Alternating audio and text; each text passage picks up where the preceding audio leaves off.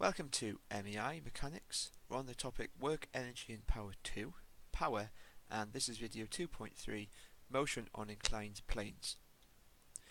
Now, we've seen situations like this before already within this topic, but the difference is going to be this time that we're being told something about the power to begin with, and we need to answer questions based on that. So, we have, in this example, a crate being pulled up a rough slope.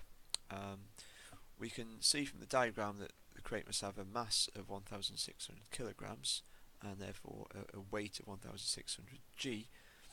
And the winch, we're told, has got a power of 6 kilowatts, and the crate takes 50 seconds to move up the slope, travelling at a constant speed for 25 meters. And we're being asked to work out the work done by that force in that time. Now, because we're told the time this takes, and we're told the power, it's actually very easy to work out what the force is, because that is the force from the winch. The winch is developing that power, and so we know that power is equal to that force divided by that time. So just working from that, we can rearrange and say that the work done is the power multiplied by the time, which is 6,000, because that's 6 kilowatts, of course, multiplied by 50 seconds, so that is 300,000 joules, or 300 kilojoules. Now we're asked what is the resistance to the motion of the crate up the slope.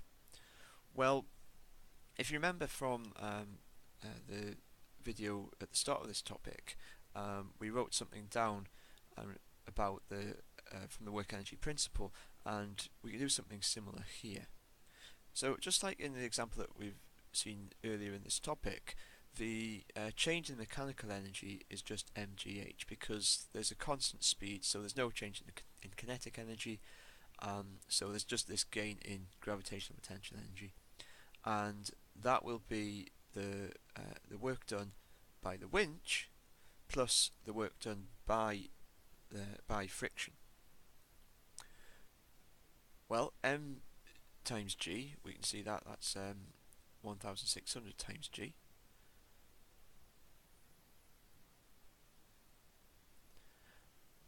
H, from our trigonometry, we've gone 25 meters up the slope, so if I multiply that by sine 35, that will give me the height.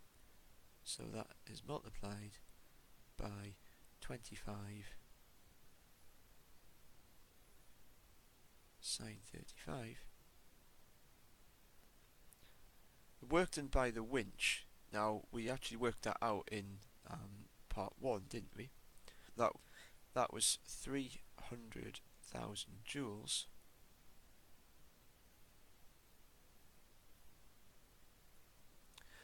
And then the work done by the friction is going to be minus Fr, because it's acting against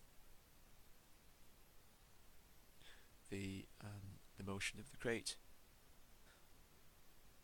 multiplied by the distance travelled in that direction, which is 25 meters.